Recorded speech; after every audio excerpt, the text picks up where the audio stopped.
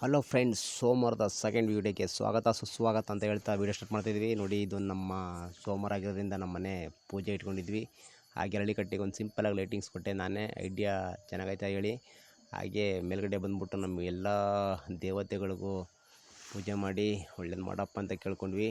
ಹಾಗೆ ನಮ್ಮ ರಾಯರು, ನನ್ನ ಆರಾಧ್ಯ ದೈವ ಗುರು ರಾಘವೇಂದ್ರ ಸ್ವಾಮಿ ಹತ್ರ ಆಶೀರ್ವಾದ ಪಡೆದು ಹಾಗೆ ಕೆಳಗಡೆ ಮನೆಗೆ ಬಂದೆ. ನಮ್ಮ ಕೆಳಗಡೆ ಮನೆ ನೋಡಿ, ನಮ್ಮ ದೇವ್ರನ್ನ ತಗೋ ಟಾಪಲ್ಲಿ ಕುಣಿಸ್ಬಿಟ್ಟಿದ್ದೀವಿ.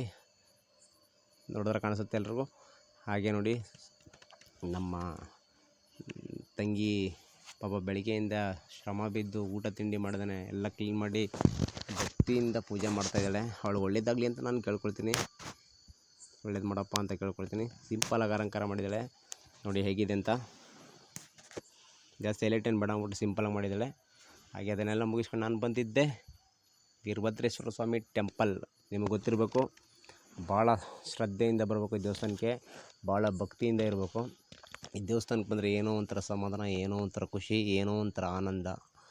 ಮನಸ್ಸಿನಲ್ಲಿ ಎಷ್ಟೇ ನೋವಿದ್ದರೂ ಎಲ್ಲನೂ ಮರೆಸುವಂಥ ದೇವಸ್ಥಾನ ಅಂತಲೇ ಕರಿಬೋದು.